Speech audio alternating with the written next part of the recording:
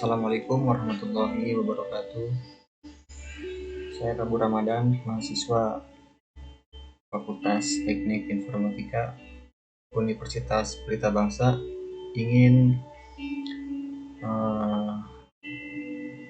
membuat video tentang pemahaman saya pada pertemuan 5 tentang mata kuliah pengujian perangkat lunak yang sebelumnya sudah diterangkan oleh Bapak dosen Abdul Halim Mansur Eskomenko.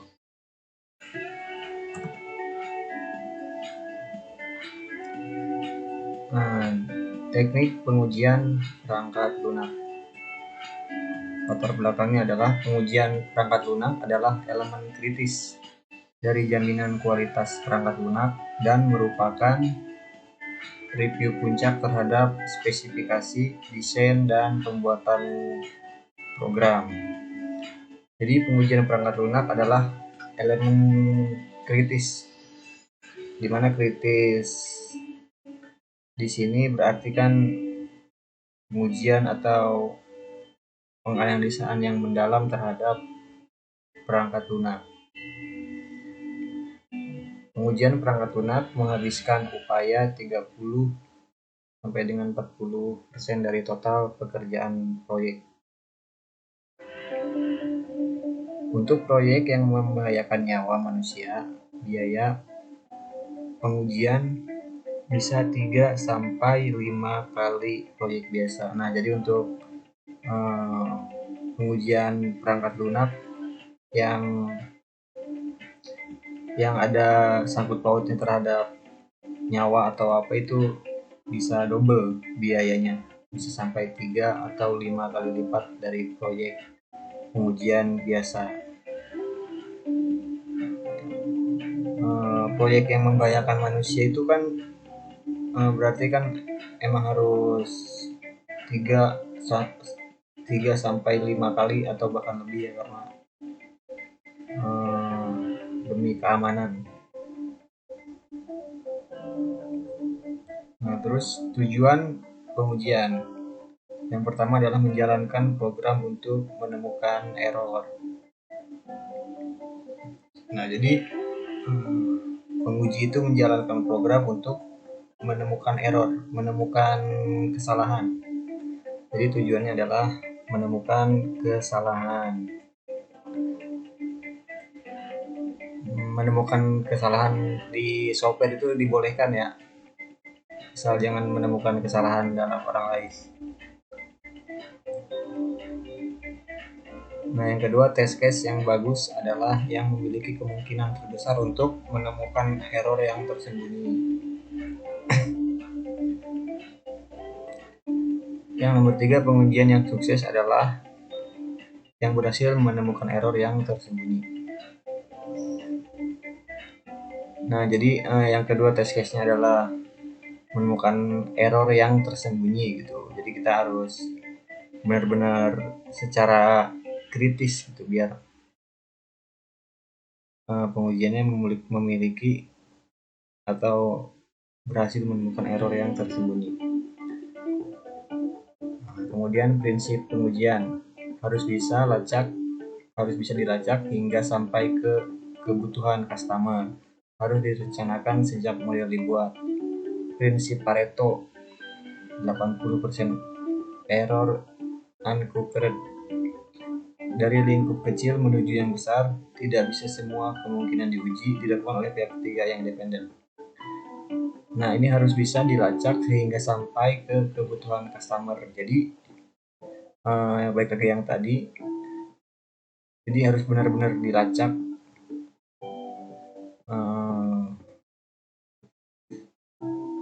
sampai bisa menemukan error yang tersembunyi yang tadi. Nah, harus direncanakan sejak model dibuat. Jadi dalam pengujian itu harus direncanakan dari awal. Kalau si perangkat lunak ini diperuntukkan untuk apa, untuk siapa, itu nanti di dalam pengujian itu harus direncanakan ke arah mana pengujiannya. Nah, prinsip Pareto itu atau biasa dikenal sebagai aturan 80%, 80-20 ya. Jadi untuk banyak kejadian itu 80% daripada efeknya yang disebabkan gitu. 80 itu kejadiannya, yang efeknya itu 20 gitu. Dari lingkup kecil menuju yang besar, berarti dari yang ini dulu, dari yang kecil dulu. Tidak bisa semua kemungkinan diuji dilakukan oleh pihak ketiga yang independen. Nah, pengujian dilakukan oleh pihak ketiga yang independen. Jadi pengujian tidak dilakukan oleh si developer atau si customer atau si klien. Jadi harus dilakukan oleh pihak ketiga yang independen.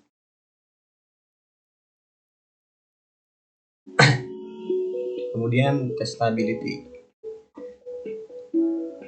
Testability ini kan tingkat di mana suatu sistem atau komponen memfasilitasi pembentukan kriteria pengujian dan kinerja tes, menentukan apakah kriteria tersebut sudah dipenuhi atau belum. Nah, testability itu kemudahan untuk diuji. Karakteristik dari testability tersebut adalah mudah digunakan, mudah diamati, mudah dikendalikan, mudah diuraikan, lingkup kecil semakin mudah diuji, jarang berubah, dan mudah dipahami. Desain kasus pengujian. Nah, ada dua desain. Yang pertama black box testing, yang kedua adalah white box testing. Black box testing itu untuk memastikan fungsional perangkat lunak berjalan dengan baik. Nggak baik dulu deh, yang penting berjalan dulu nih buat pengujian di black box. Kemudian kesesuaian input dengan output, jadi harus sesuai kita inputnya apa, outputnya juga harus apa yang kita inputkan. Nah, tidak memperhatikan proses logik internal. White box testing, pengamatan detail prosedur, mengamati sampai level kecabangan, kondisi, dan perulangan. Nah, berarti di desain kasus pengujian ini ada dua kasus ya, atau dua tipe pengujian. Nah, ini ada dari white box testing itu metodenya basis PET testing, memakai notasi flow graph. Nah, di sini ada gambar rangkaian dari proses white box testing. Kompleksitas psikolomatik menunjukkan jumlah skenario pengujian yang harus dilakukan untuk menjamin cakupan seluruh program. Nah, di sini juga ada flow chartnya nih, dari ada urutannya gitu. Nah, ini adalah contoh white box testing.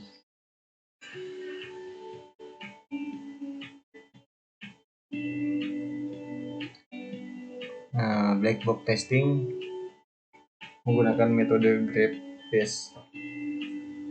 Ini juga ada gambarannya.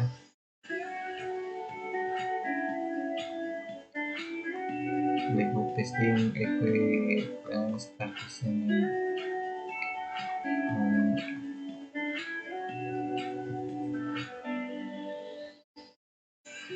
Black box testing analisa nilai batas, menguji untuk input di sekitar batas atas maupun bawah sebuah range nilai yang valid, menguji nilai maksimal dan minimal, menerapkan satu atau dua input output, menerapkan satu atau dua output, menguji batas struktur data yang dipakai, misal ukuran array.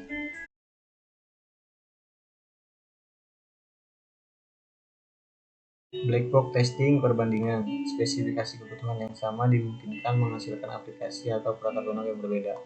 Skenario pengujian pada aplikasi yang demikian bisa digunakan untuk skenario pengujian aplikasi serupa yang lain. Nah, ini skenario pengujian kasus.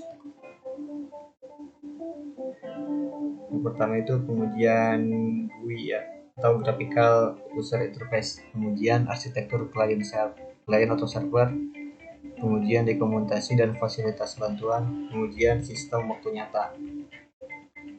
Strategi pengujian perangkat lunak, membahas langkah-langkah yang harus dikerjakan sebagai bagian dari pengujian. Kapan dilaksanakan, berapa usaha waktu dari sumber daya yang digunakan, dibutuhkan perencanaan. Nah, ini berarti uh, membuat strategi dulu nih sebelum pengujian itu, langkah apa aja yang harus dikerjakan sebagai langkah dari untuk pengujian nanti gitu. Nah, kapan dilaksanakannya nih? Berarti kan apabila uh, si pembuat program itu menyerahkan kepada tim penguji itu berapa usaha, waktu, dan sumber daya yang digunakan itu tergantung seberapa teliti atau seberapa yakinnya gitu tim penguji ini sudah yakin bahwa ini sudah benar gitu, sudah bisa dipakai aplikasinya. Nah, meliputi tulisan desintes, pelaksanaan proses dan data evaluasi. Kaidah umum pengujian dimulai dari pengujian tingkat komponen menuju integrasi. Titik yang berbeda dimungkinkan memakai teknik pengujian yang berbeda. Pengujian dilakukan oleh developer dan untuk proyek yang besar, tim independen. Nah, tadi udah dibahas ini. Testing dan debugging adalah beberapa, namun debugging pasti berkaitan dengan strategi testing apapun. Nah, ini ada strategi pengujian. Dimulai dari unit testing terhadap source code hingga sistem testing terhadap spesifikasi kebutuhan. Nah, ini adalah lingkaran dari strategi pengujian. Ini langkah pengujian: testing direksi, kode, desain, dan requirement. Unit testing, integrasi testing.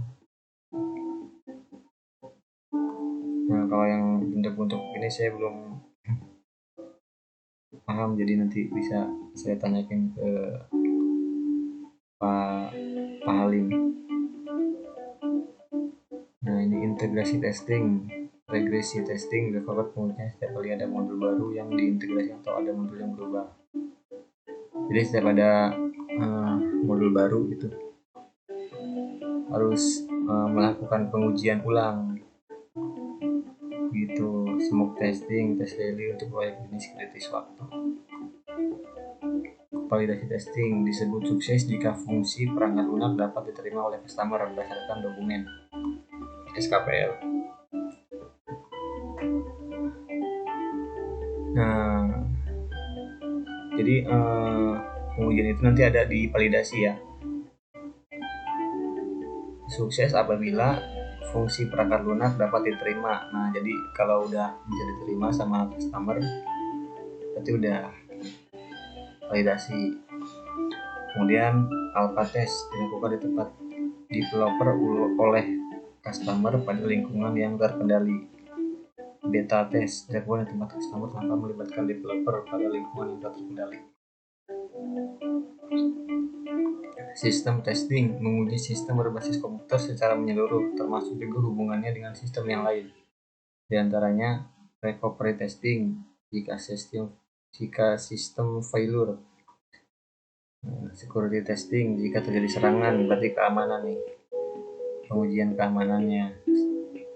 Kemudian stress testing terhadap jumlah, frekuensi, dan volume pekerjaan. Performance testing untuk mengukur pemakaian sumber daya. Nah, ini debugging, memperbaiki error yang ditemukan pada saat testing. Kaidah dasar sebelum debug, apakah penyebab bug dihasilkan kembali oleh bagian program yang lain? Apakah bug selanjutnya yang mungkin muncul jika bug diperbaiki? Apa yang bisa dilakukan untuk mencegah bug terjadi untuk pertama kalinya? Nah, jadi kaidah dasar sebelum debu itu adalah kalau ada error yang satu, kita benerin nih errornya. Nah, kemudian bakal jadi error lagi kan gitu. Yang akibat daripada kita memperbaiki dari error sebelumnya. Nah, mungkin itu saja yang pemahaman saya tentang materi kelima. Mohon maaf apabila ada kata-kata yang kurang baik. Terima kasih. Wassalamualaikum warahmatullahi wabarakatuh.